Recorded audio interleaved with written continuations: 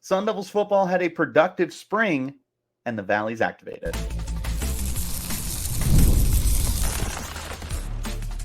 You are Locked On Sun Devils, your daily podcast on the Arizona State Sun Devils. Part of the Locked On Podcast Network, your team every day.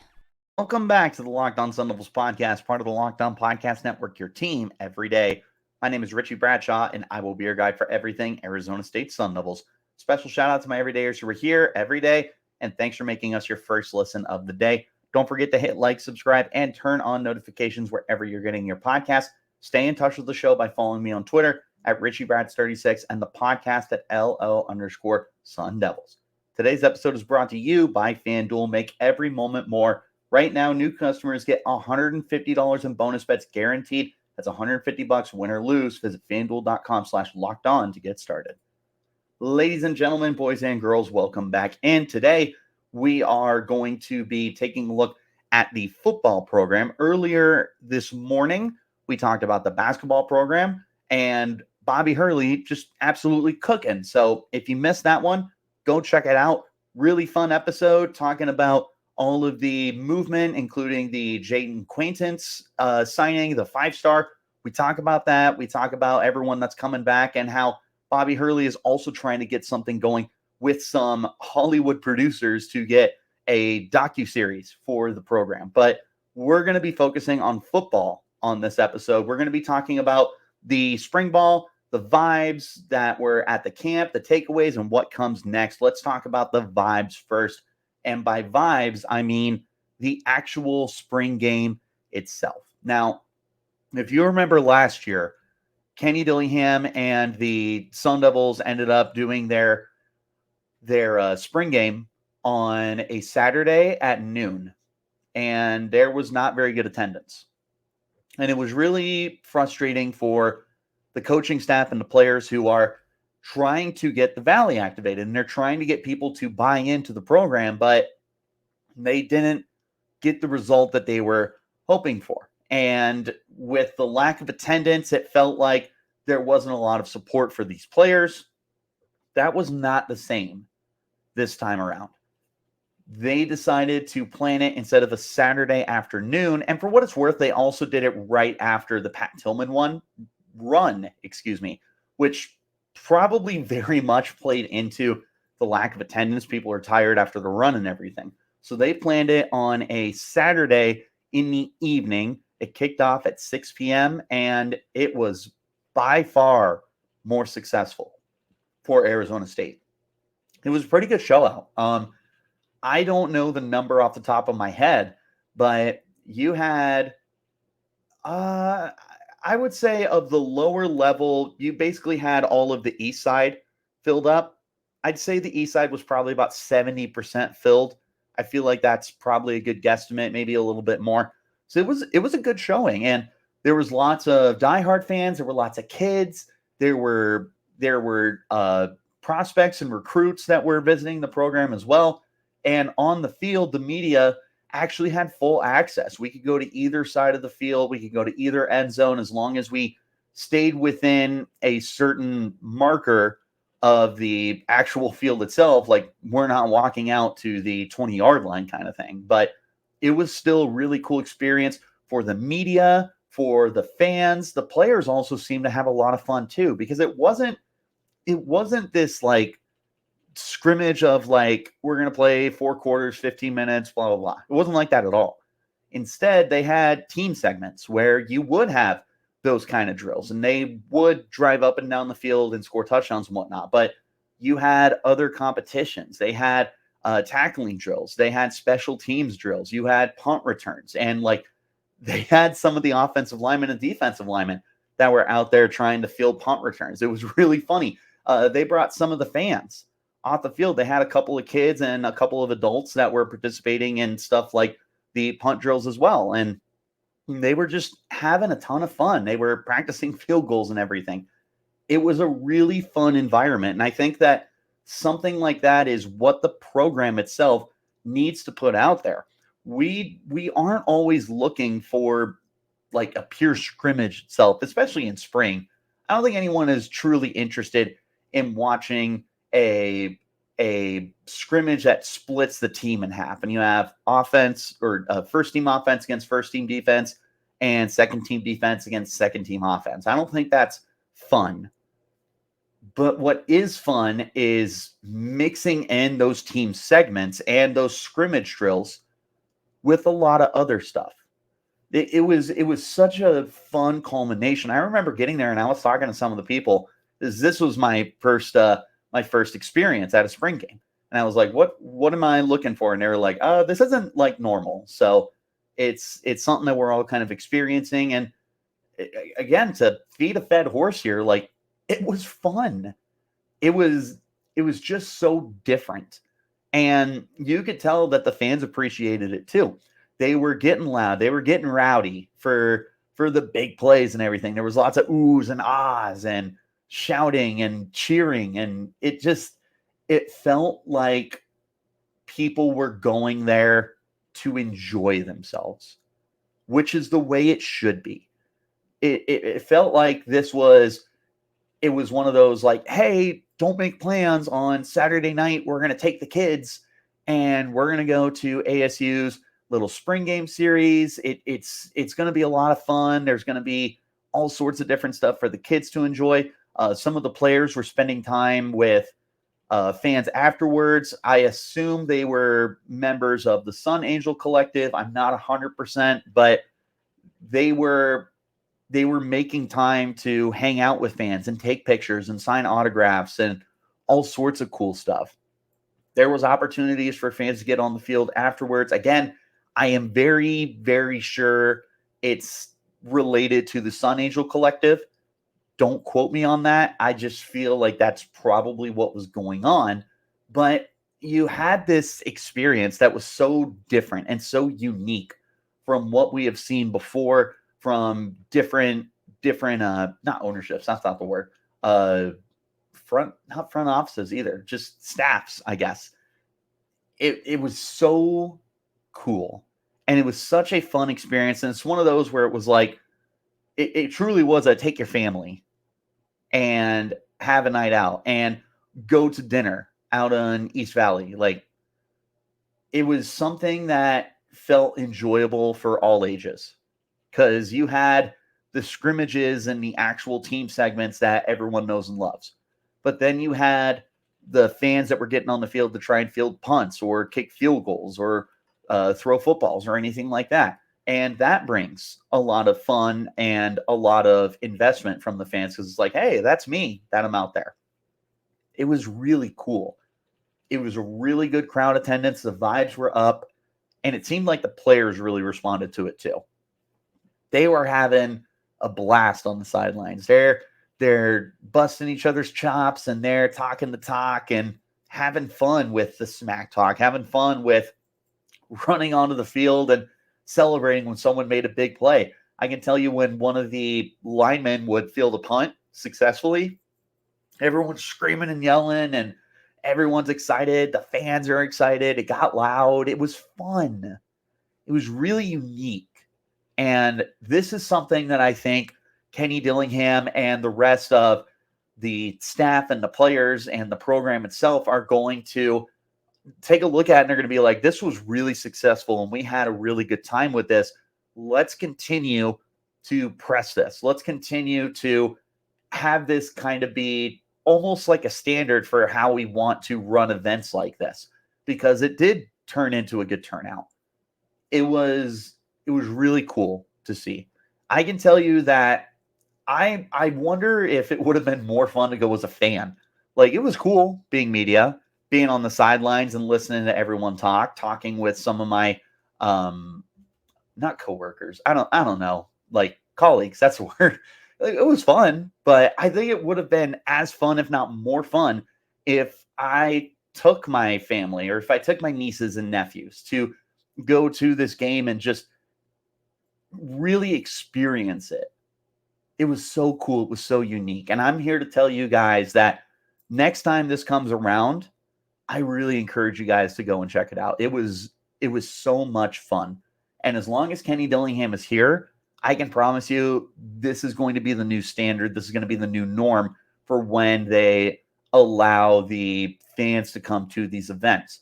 And I know that there was some practices that were also open to the fans. Like Kenny Dillingham is doing a lot of stuff to open up the football program and allow fans to come in and experience more than just buying a ticket and watching the team for 60 minutes. It was a very unique situation. It was a lot of fun. And I think that you guys would really enjoy it as well. So next year when this rolls around, I encourage you to take a look at it.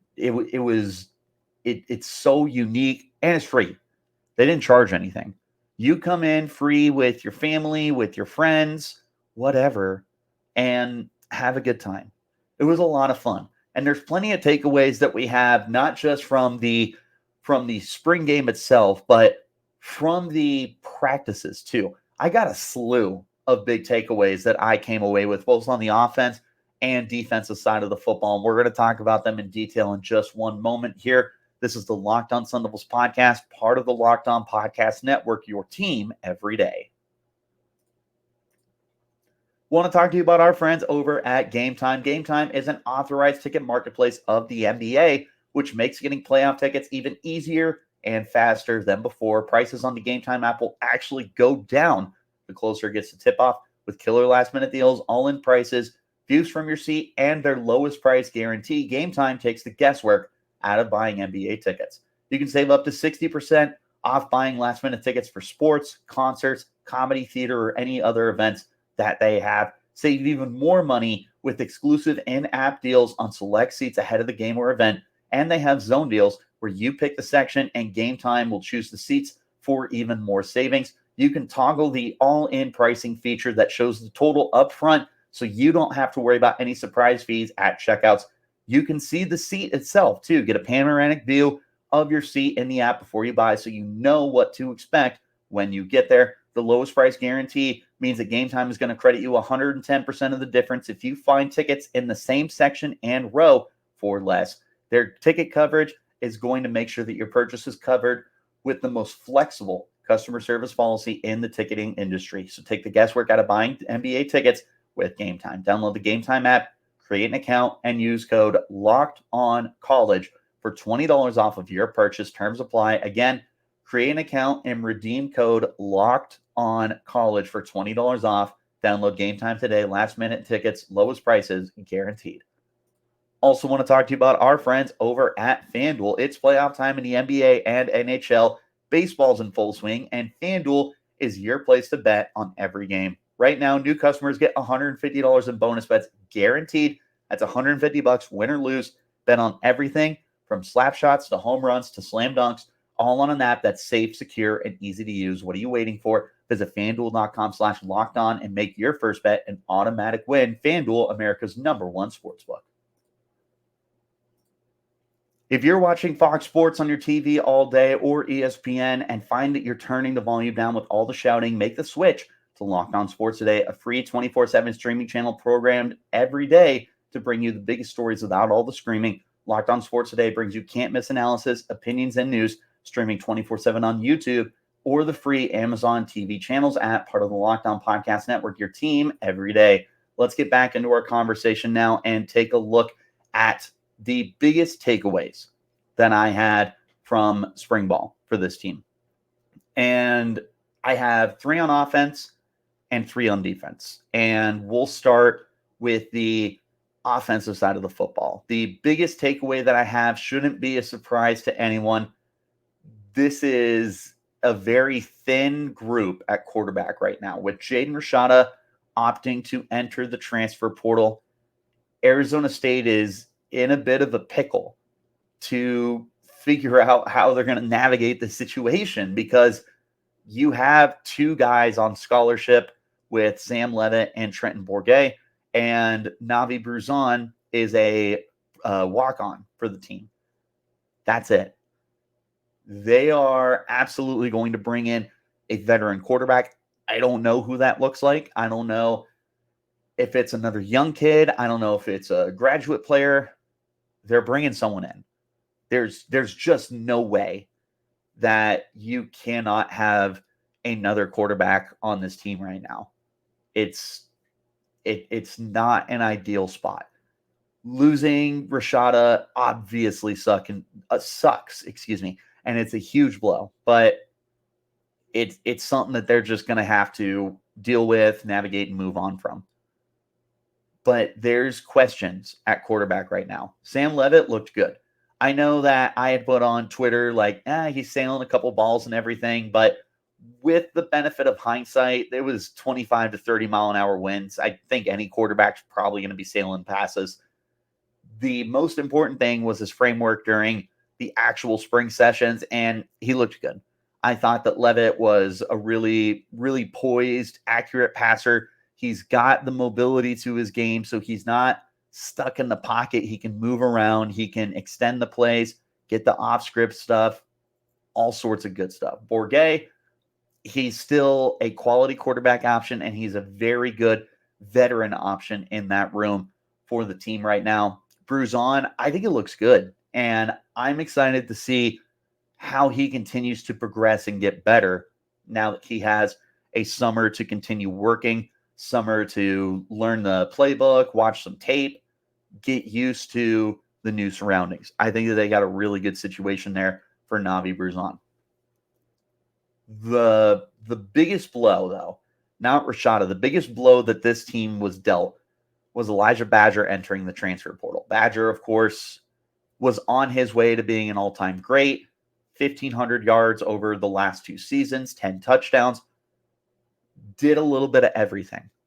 He enters the portal. Now we're trying to figure out what to do, but the good news is I think you can replace his production.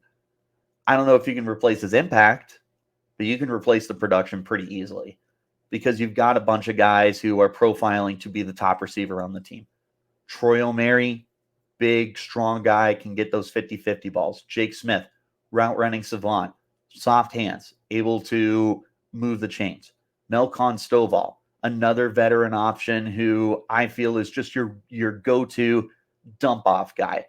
Plays breaking down, get the ball to Stovall, let him figure out the rest after that. But more than any of these guys is Jordan Tyson. And Tyson looks like a superstar in the making. He's got the speed, he's got the size, he's got the big play ability. If you're looking for someone to replace Elijah Badger as your number one receiver, Jordan Tyson feels like that guy. But at worst, you got a really strong room. Even beyond those 4 guys, you still have Caleb Black, you still have Zachariah Sample and Corbin Hendricks and Xavier Guillory. There's plenty of depth here at wide receiver. They'll get it figured out. And along with the depth at receiver, they have good depth on the offensive line. But more than anything, I think you've got guys that can kind of go all over the place. Sean Naa, I feel like he can play inside or outside.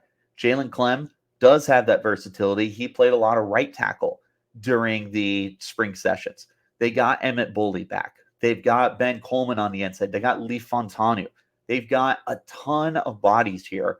And you are in such a good situation because last year I know that they said they felt they were really deep along the offensive line. I wasn't necessarily as big on the offensive line last year, admittedly, but I am a lot higher on it this year. I think that the unit itself looks a lot deeper and talented and ready for whatever is thrown their way. I believe in this unit a lot more than last year. They look good. They look versatile. Flipping to the defense, the defensive front also looks pretty good. You've got your edge rushers with obviously Clayton Smith is leading the charge.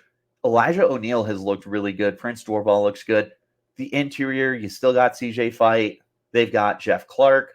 Unfortunately, Anthony Cooper is no longer going to be available for the team, but they are still bringing in guys, and they are having lots of guys that can rotate in. I think that you're in a very good situation with your defensive line right now. Linebacker looks interesting. Lots of rotation there, but the secondary is where my last 2 takeaways are. Corner, deep. Deep, deep, deep, deep, deep. You lose Ed Woods, and suddenly, instead of kind of pigeonholing yourself to this guy has to be a starter, this guy has to be a starter, this guy can only play here. It feels like you've opened up more opportunity. As weird as that sounds, it feels like without Ed Woods, you're not necessarily looking to put guys in certain situations. Like now you have you have LT, you have Jaden, you've got Cole Martin, you've got the younger guys, Rodney Bimage and Tony Lewis and Kuba and Chris Johnson Jr. You're in a great situation with your corner room. And I don't know how to explain it, but I feel like with Ed Woods gone, things just opened up a little more. And it's a lot of new faces. But I still look at this corner room and I go, yeah, I really like it. I do really like this corner room. But nothing looks deeper and more talented and high upside than safety. My last takeaway here, safety is going to be special. You got some serious playmakers here. Xavier Alford is back. Huge after he missed last season due to the NCAA two-time transfer rule. Shamari Simmons is still a great safety, one of the guys that I expect to get a heavy workload. But then you've got some super high upside kids like Montana Warren. Warren picked up right where he left off from training camp. He looks like a future superstar. He just finds his way to the football. He makes plays. He forces turnovers. Mr. Do-It-All. Kamari Wilson also looks really good for the team. Mason Williams looking like a very versatile player as well. Ghost Rouser. Just another guy. Like, it feels like every safety that you have on this team looks like they can contribute right away and in a big way. It looks good.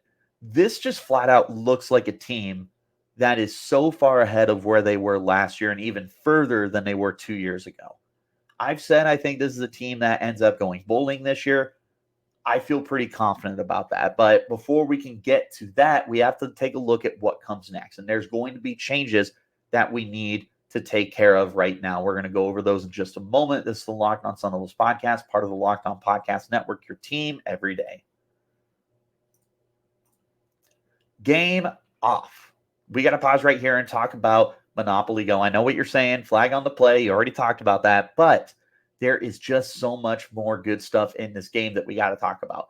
In Monopoly Go, you can team up with your friends for time tournaments where you work together to build up each other's boards. The more you win together, the more awesome prizes you unlock. And there's so much to get, including unique stickers you can trade with friends to complete albums for big prizes, cool new playing pieces to travel the boards with, and hilarious emojis for taunting friends when you smash their buildings or heist their vaults. Plus, Monopoly Go feels new and exciting every day with constantly changing tournaments and challenges. A ton include their own unique mini games like digging for treasure or a robot Pacino machine. And there's always timed events that can help you win big prizes like massive multipliers for everything you win or rent frenzies. There's always something fun to discover on Monopoly Go. So get off the bench, go and download it free on Google Play or the App Store. Game on. One more time, wherever you get your podcast, hit like, subscribe, turn on notifications so you get an update whenever we post new content. I appreciate you guys as always for tuning in and making us your first listen of the day. And a shout out to my everydayers who are here every day. Let's wrap up this podcast by taking a look at the biggest needs that need to be met, what comes next, all that good stuff. Obviously, it starts with getting a veteran quarterback. You're not going to be able to do anything with this team until you address the depth there. I like Sam Levitt. I like Navi Bruzon. I like Trenton Bourget. It cannot be those three. It cannot only be those three, I should say. You need another guy or two. There's got to be depth, especially with a team that dealt with injuries last year. The last thing you need is for another hole on the depth chart to really impact you. Got to find a veteran quarterback. For me, it's a veteran. I don't want another younger guy. I think you've got enough youth right now with Levitt and Bruzon. I need another veteran, whether it's a graduate player or a junior or whatever. But I need someone who has experience under his belt. Next, you just got to keep recruiting. ASU is absolutely on fire right now with their recruiting. They brought in a tight end today, AJ Ia, might be how you say it. I don't know. I haven't practiced his last name yet. 4-star tight end for next year. They are getting it done through recruiting. I believe they have 7 recruits in April, something like that. Like they have been working their what's off to get kids to this program, especially when you consider that they're going to be without recruiting ability for 4 weeks between now and the fall. They're going to be losing that because of the NCAA violations that the previous staff made during the COVID dead period. So you got to keep doing it. You got to keep recruiting. You got to continue to keep yourself relevant, I suppose, is what I'm trying to say. Make sure that no matter what, people are still going to be paying attention to what you got going on, and people are going to be, People are going to be invested in the program, because the dog days of summer are coming up for Arizona State, and we're going to have to figure out a way to get through it. And it's going to be even tougher when you have that dead period because of the violations, when you can't recruit. So now's the time. Get in on it. Get as much as you can done. That way, by the time we roll around into the fall, we can get right back to full steam. Last thing, and I'm seeing it, and I think that the coaching staff and the players are seeing it too. Got to continue to activate the Valley.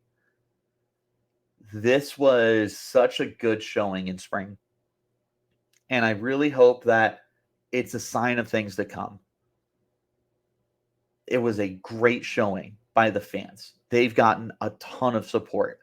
I can't go on to Twitter without seeing like ASU news because of everyone I follow.